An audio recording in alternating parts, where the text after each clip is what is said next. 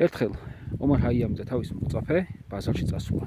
იქ რა თქმა უნდა მაშინ ყველამ იცნო და გარს შემოეხვიდნენ, ესაუბრებიან, რჩევებს ეკითხებიან, სხვადასხვა აზრების გაცვლა-გამოცვლა მიდის და ესეც გაჩერებული ხალხს ესაუბრება, რომ მათ შორის შემოდის ქალი, რომელიც მას უყვირის შეურაცხყოფას აყენებს.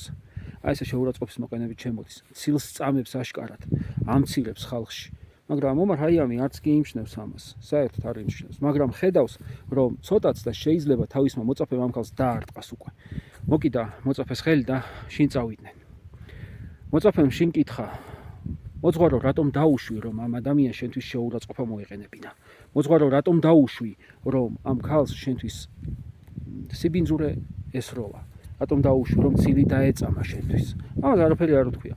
შევიდნენ საკუჭნაოში, მან მოძებნა თავისი ძველი ხალათი, რომელიც ძალიან ჭუჭყიანი იყო, ხელში კარგად გაისწორა და გადაუგდა და უთხრა ჩაიცვია. მოწაფემ ხელიც კი არ მოკიდა ამ ხალათს, ძირს დავარდა, უთხრა, რომ ის არც ჩემია, არც მე მეკუთვნის და თან ძალიან ჭუჭყიანიაო. მორალიც ზუსტად აი აქ არის. რაც შენ არ გერგება, რაც შენ არ გეკუთვნის, რაც შენზე არ არის და გაბრალებენ. შენ თუ მას მიიღებ, მაშინ ღირსი ყოფილ ხარ. და თუ არ მიიღებ, ესე იგი ბრძენი. ზუსტად აი ასე არის.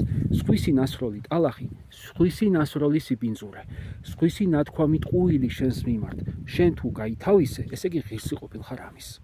აი ეს ჩვენი არჩევანია. მივიღეთ თუ არა.